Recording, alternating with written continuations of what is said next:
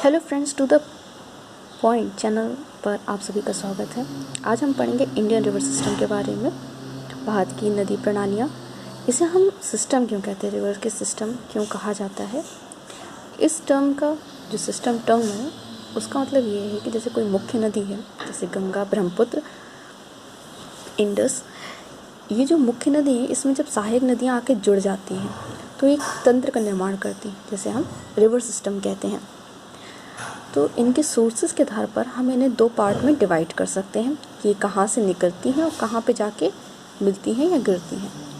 ठीक है, तो इंडियन रिवर सिस्टम को हम सोर्सेज के आधार पर कि कहाँ से निकलती हैं और कहाँ पर गिरती हैं, इसके आधार पर हम इन्हें दो पार्ट में डिवाइड करेंगे based on source.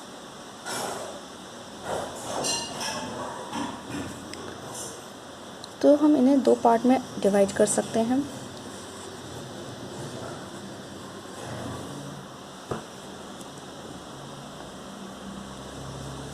Himalayan reverse,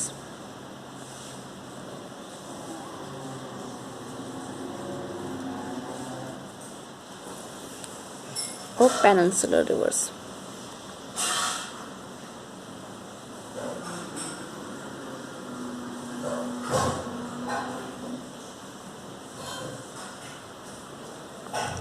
जो हिमालयन रिवर्स हैं वो हिमालय से निकलती हैं, और पेनिनसुलर रिवर्स मीन्स जो कि पठारों से और स्मॉल हिल्स जो होती हैं उनसे निकलती हैं।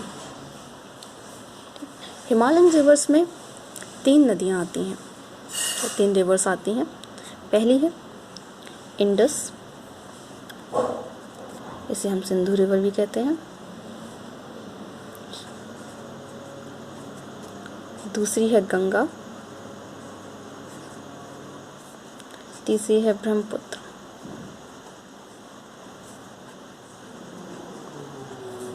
ठीक है, अब आते हैं पेनिनसुलर रिवर पर। पेनिनसुलर रिवर को हम दो पार्ट्स में डिवाइड करेंगे।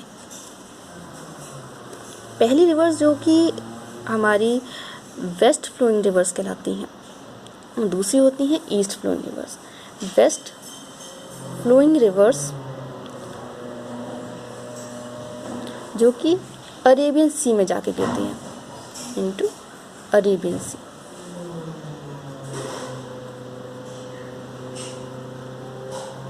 और जो ईस्ट फ्लोइंग रिवर्स होती हैं वो गिरती हैं बे ऑफ बंगाल।